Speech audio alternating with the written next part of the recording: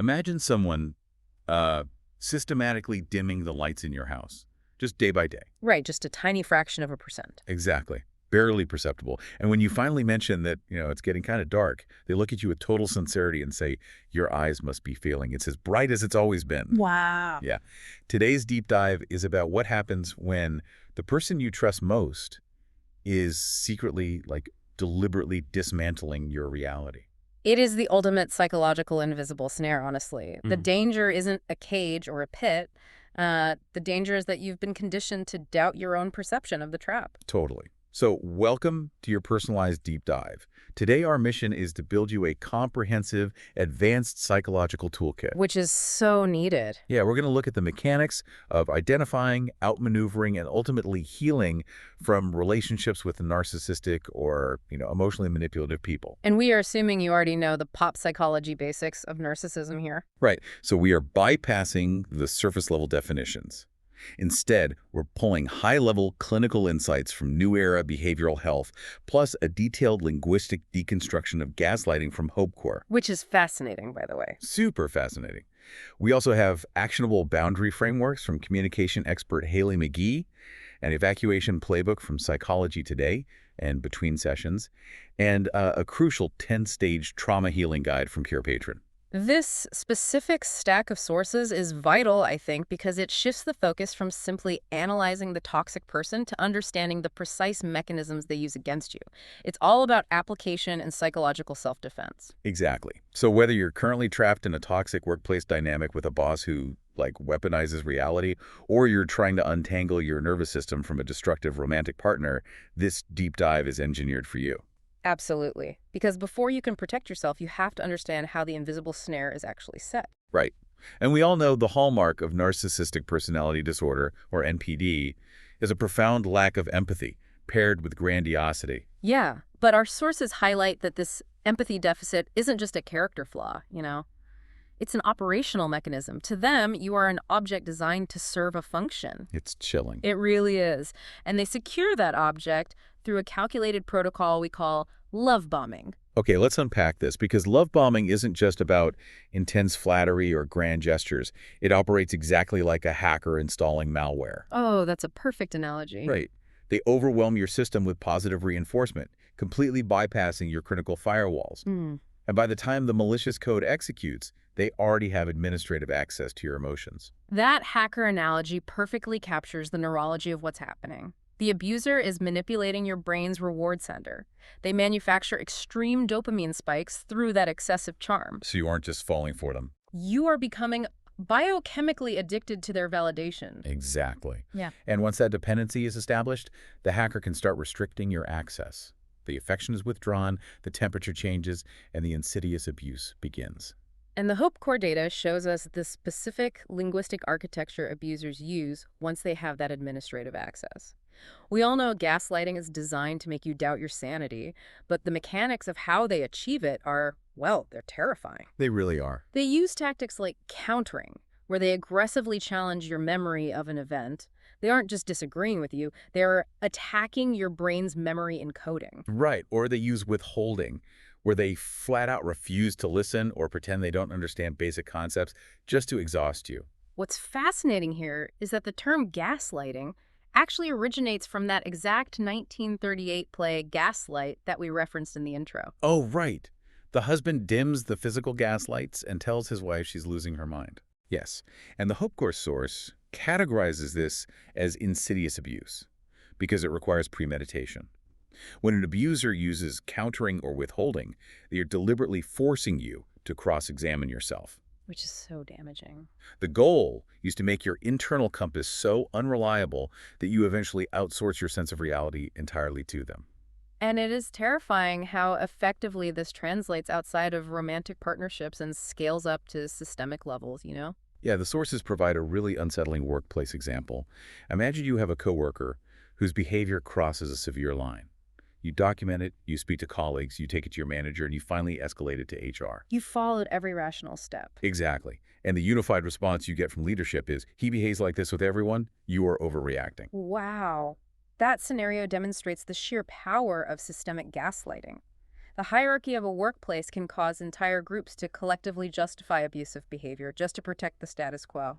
So the victim is left entirely isolated, holding the documentation and wondering if they are, in fact, the irrational one. Right. The abuser relies on the institution to enforce the alternate reality. So if that's the invisible snare, whether in a boardroom or a living room, how do you operate inside it before you can safely leave?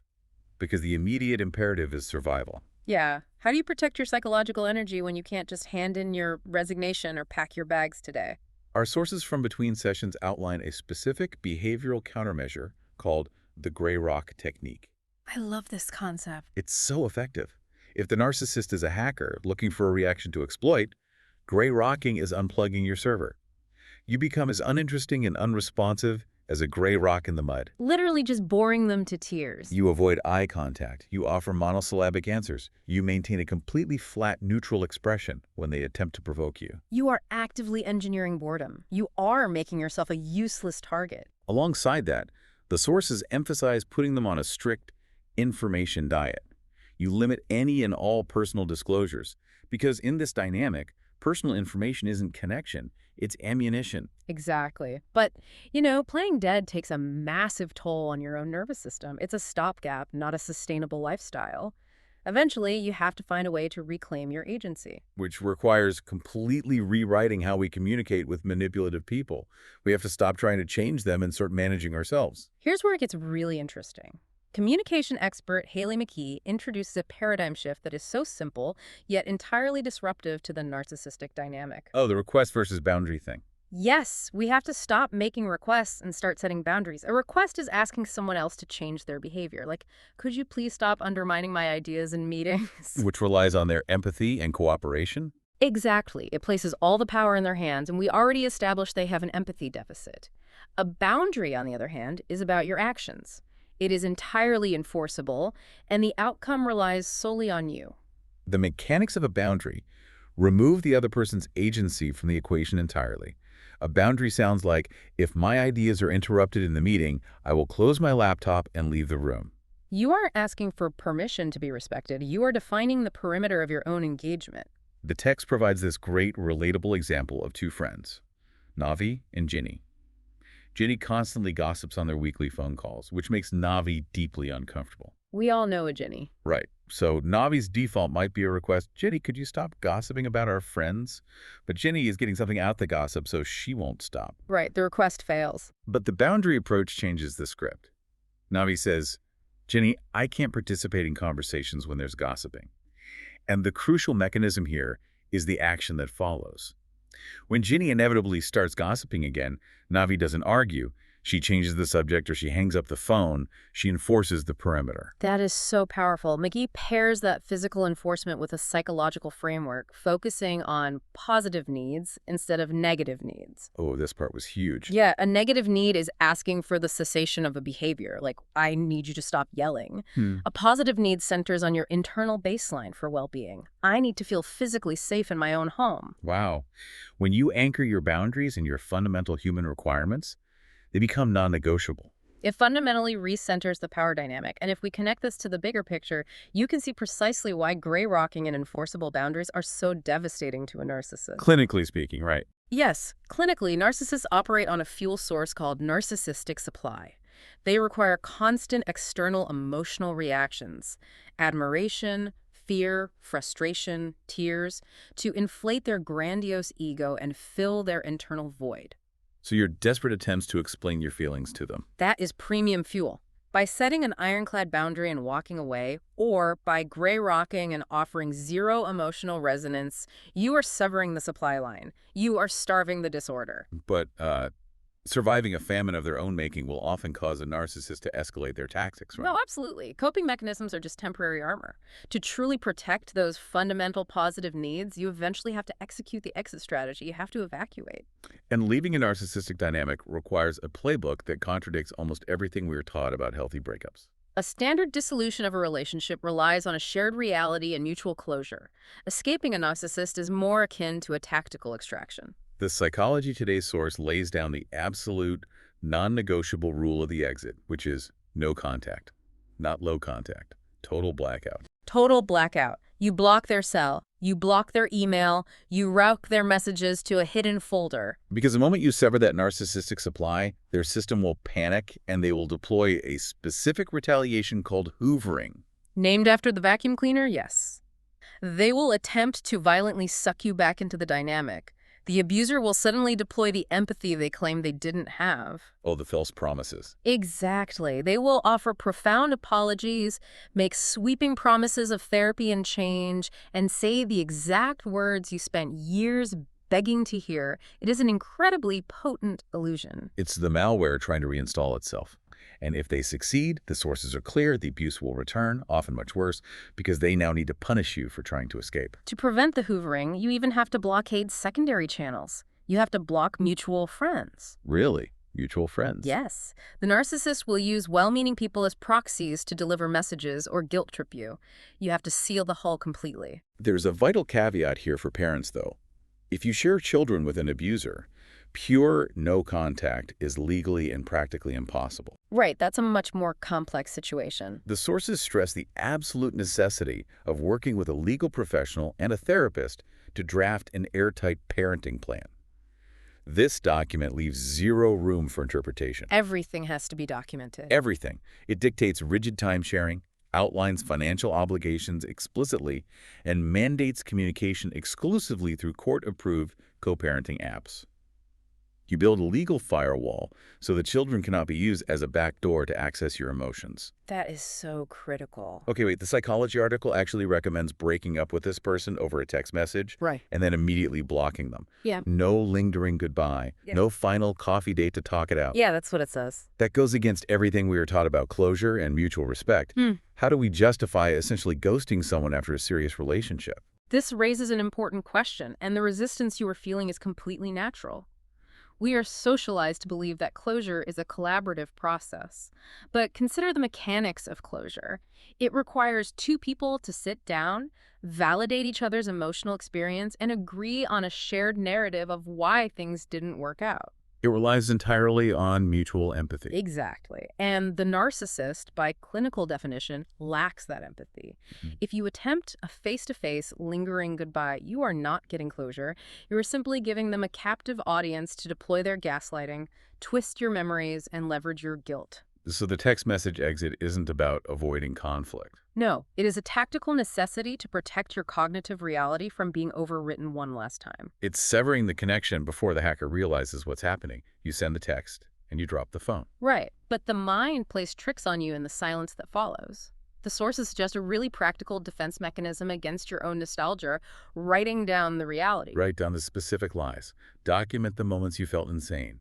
Keep a ledger of the gaslighting. Because the human brain is wired to soothe pain by remembering the good times, and you will need hard data to remind yourself why you initiated the blackout. You also need to brace your ego for the immediate aftermath. Narcissists do not process grief or take time for introspection. Because the disorder requires constant fuel, they will secure a new source of supply almost instantly, often someone they groomed while you were still together. To the victim, this feels like the ultimate invalidation. Oh, for sure. But clinically, it is just the mechanical functioning of their pathology. It has absolutely nothing to do with your worth. The physical escape is a monumental achievement, but the sources make it clear that it is only the starting line. Once you are out of the immediate blast radius, the psychological detox begins. It's a long road. It is. Yeah. Our care patron source maps out a highly complex 10-stage journey of healing from this specific type of trauma. Healing from narcissistic abuse is vastly different from healing from a standard heartbreak.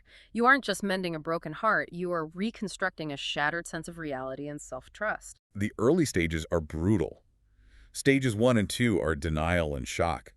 Your brain is literally going through biochemical withdrawal from the trauma bonds and dopamine spikes. Yeah, fog of the gaslighting starts to thin, and the sheer, calculated scale of the manipulation hits you. It's overwhelming. But as the fog clears, you reach stage 3, identification. You stop using words like bad communication or toxic, and you give it its clinical name, You label it narcissistic abuse. Naming the trauma is a profound mechanism for validation. It shifts the blame off your shoulders. This clarity pushes you into stage 4, separation. Which is where you maintain those ironclad boundaries and enforce the no-contact rule despite the withdrawal symptoms. Exactly. But stage 5 is where so many people get trapped. Complicated grief. Yeah, the Care Patron source points out that cognitive dissonance tears you apart here. You are mourning the loss of the relationship, sure. But the agony comes from realizing you are mourning the illusion of a person. Right. The soulmate who love-bombed you in the beginning, they never existed. They were a projection designed to mirror your deepest desires. It is a unique psychological torment to grieve a ghost. You are mourning the time you invested, the vulnerability you offered, and the fundamental betrayal of your reality. It is an incredibly messy collision of intense rage, profound sorrow, and often deep self-directed shame for having been fooled. But surviving that grief allows you to transition into stage 6, education. You become a student of the pathology. You learn about the linguistics of gaslighting, the mechanics of trauma bonding. Understanding the machinery of the abuse allows you to systematically unblame yourself, which leads directly into stage 7, recovery. This is the granular work of rebuilding the infrastructure of your life.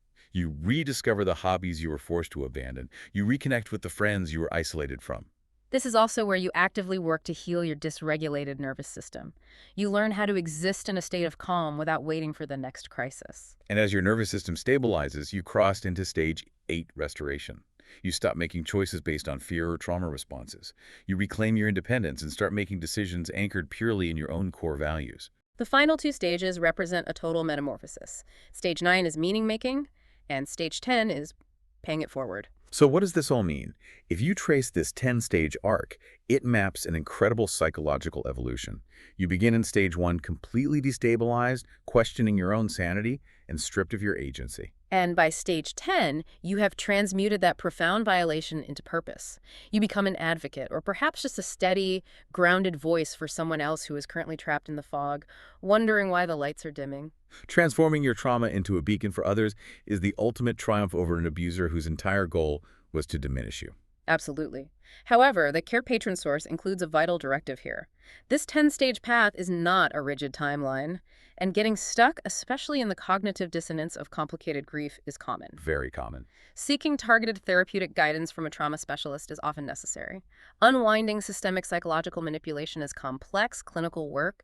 It is not meant to be endured in isolation. There is immense strength in utilizing professional tools. If you are listening to this right now, I want to acknowledge the heavy emotional listing you've just done. Yeah. We have mapped out a massive psychological terrain. We really have. We've dissected the hacker mechanics of love bombing, exposed the linguistic traps of gaslighting, armed you with the power of enforceable boundaries over useless requests, outlined the unapologetic evacuation strategy, and walked through the grueling but transformative 10 stages of rebuilding your reality. It is a profound amount of knowledge to integrate. But I want to leave you with one final structural paradox to consider. Okay, I'm ready. Throughout this entire deep dive, we've analyzed how controlling, dominant, and seemingly omnipotent the narcissist appears.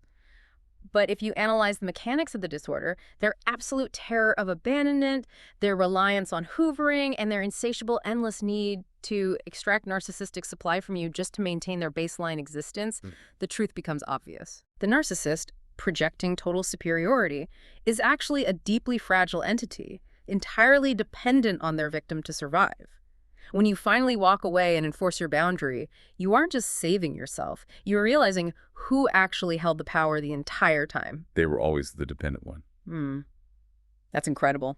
Thank you for joining us for this deep dive. Take this toolkit, protect your reality, and remember, the red carpet may look flawless, but you now have the exact blueprint to dismantle the trap beneath it.